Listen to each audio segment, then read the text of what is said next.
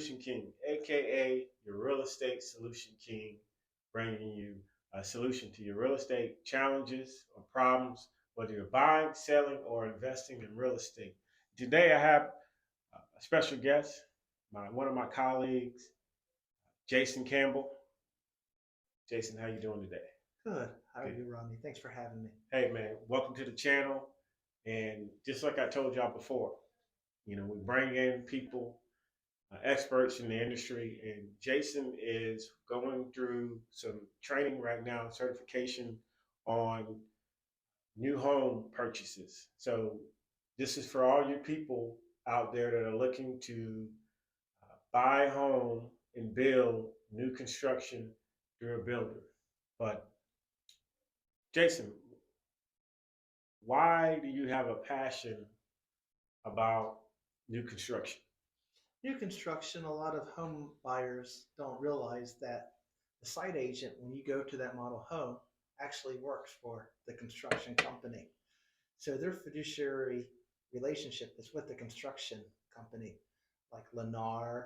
If you look at some of these builders out here, Okay. I built a KB home. Okay. There's different the builders that site agent works for them. So their interest is getting you a home, but at the same time, you remember who's paying their paycheck. So what you're essentially telling me is that the people that are working in there are not necessarily looking out for your first interest. Maybe it's their employer's interest because that's essentially who. Now, how'd you find that out? Paying the bill just through my real estate school as well and personal experiences. We're on our third home right now. Okay. And as you go, the site agent wants to help you, nice, friendly, but sometimes their hands are tied on the incentives they can give you because it's tied to what they're getting at the end of the day because that's who's paying their paycheck. So as a realtor, to have someone represent you, that person has more negotiating power to give you those upgrades of a free bedroom, to make that loft into a bedroom, or give you that bathroom, or upgrade your countertops. Okay. Or even if something doesn't go well, they have that negotiation power to say, for instance, we had a house and we were building, and the cabinets didn't have the crown molding. We went to our realtor. She was able to negotiate that and say, Okay. hey, this was supposed to have the crown molding. So I want to touch on something. You said that you have built a few homes. So for the people, let me ask you this: have you built the house without a realtor? We have done one without a realtor. Okay, so let's break that down. I want to know the transaction, how that went with the realtor and without the realtor, so we can see the value in having, or is there value in having a realtor based on your experience?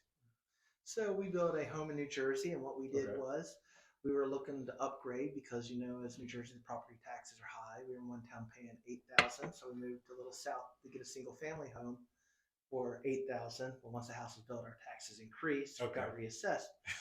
But the way we found the home was looking around, driving to models. But once you walk in there, Yeah. they're theirs. Yeah. So we did have a realtor list our house in New Jersey, and she wanted us, but since we already went to the model home and they took our name down, she couldn't represent us. Okay. All right. Hold on. So I want to ask you this. So the agent sold your home in New Jersey. Two questions. One, did she ask you what were your plans? Were you going to build or were you going to buy? Did that person ask you as a realtor, hey, well, where are you going at? What are you doing? Why are you selling? She did, and we already put money down on the home, Okay. and we already went to the model home. So at that point, it knocked her out. So she couldn't represent us with a new home. But if we would have called her first, and then she went with us to the new construction, then she could have represented us. So why didn't you call her? Why did you go to the model essentially on your own without the representation? I'm just curious. We were just driving around looking at different houses one Sunday afternoon, saw the Mhm. new model home, parked the car, went inside. They took our information. We liked the house, thought about it, and then we decided, hey, we'll put down the escrow, not that much money. We have time to build. Yeah. And then we called our realtor and said, hey, we want to sell our home. We're moving. But if we would have had a plan and known we were going to build a new home, then we would have called her beforehand. So it Okay. was a lesson learned.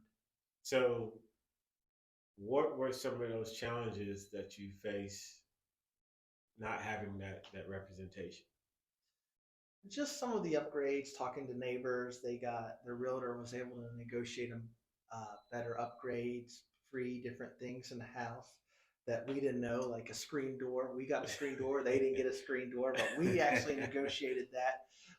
But different things in like the granite countertop, or Okay. we didn't know they had this collar, just different Yeah. things and different the bathrooms. One person got a free bathroom in the basement, just different negotiations that the realtor had more leverage than we did as just a consumer So showing up to the basically, house. so what you're saying is that the realtors had knowledge to the incentives, to what they were willing to do, the comps, which ultimately gave them better tools and information to negotiate some of your neighbors better deals than what you got. Which I'm pretty sure once you found out about it, you were a little bit, probably taken aback, right? Right, because we didn't have to pay the realtor anything, and it's free because It's already it's negotiated. already negotiated. So the new construction will pay the realtor. So all I had to do was take them to show up, and it wasn't coming out of my pocket. So since you said that, I want to back up and talk about that a little bit. Did the agent in the model home tell you that the commission for your representation is already accounted for in the purchase of the home? So whether you have essentially that representation or not, they're still not going to take that percentage off. It's just more profit for them and at the end of the day. Right, never said a word about it. Okay. Didn't even know. And essentially, if you understand that, there's some legal things, but there's a way, depending on wording, and maybe I'll address that in my next video about how to take that percentage and use that essentially as leverage to get more for your home. Because there are some people out there that are pretty savvy that are able to do it without an agent. Do I suggest that? Probably not. No, because we're agents, right? We want to be able to represent people. We put a lot of time and effort into studying, into learning the market, building relationships that will go a long way. So, what is something you felt like you gained from essentially building on your own without an agent, and then now building now with an agent? If I would do it again, I would always use an agent. Even as I'm an agent, I would actually have another agent represent me because sometimes putting yourself first isn't always the best. It's like a lawyer representing himself. Yeah, They say that can be the worst type of lawyer because now you're too invested. yeah, So as we moved down here to Florida, we had an agent, and what we did because we had some problems and we went through. As I became 1099, you got to show 2 years of work history, mm-hmm. which we lost, Mm-hmm. and the agent was able to look at outside lenders for us Mm-hmm. because she already has a relationship here in Florida that coming in, I don't have that type of relationship. Yeah, As I'm looking around, she knows the people in the construction that she's done outside businesses okay, deals with before they were in construction. And on our walkthrough, we had a little leak and they forgot to hook up the toilet and it was flooding the whole house. So she, instead of me going after them, she was able to use her negotiating skills to get everything fixed, which okay, the builder fixed everything and did a great job. And we're living in the house. But without that party actually representing us and putting our best interests first and going back and forth because my wife's emotionally crying. Yeah. I'm upset to have someone do the battle Right. for me. Okay. Even though I'm a realtor and do the battle for other people, it's great to just have someone do it when you're. So even though you're licensed, you still allow the agent to essentially do what you hired her to do, was to get this transaction closed for you, get y'all in your home, which I see this a lot of time in the business too, is a lot of agents, representing themselves. And, I think about that, that can be challenging when you're in a position and you're personally invested in that. And I don't think a lot of people think about that. They always think about the savings. Oh, well, I can save this. Well, you might gain 5 or 6 gray hairs in the process of dealing with that transaction because you're emotionally attached to it. So, is there anything else you want to tell the people about new construction?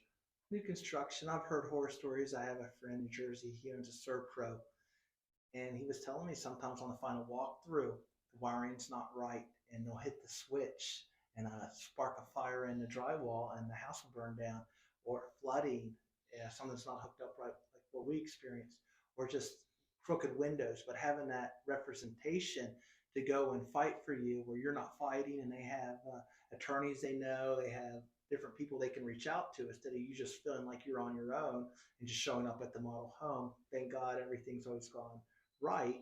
But the incentive part, I feel like I could have got more from with my money if I did have the representation and it wasn't going to cost me anything extra out of pocket. Okay. So, Jason, when I do these interviews, I like to kind of end on these notes. What is something personal?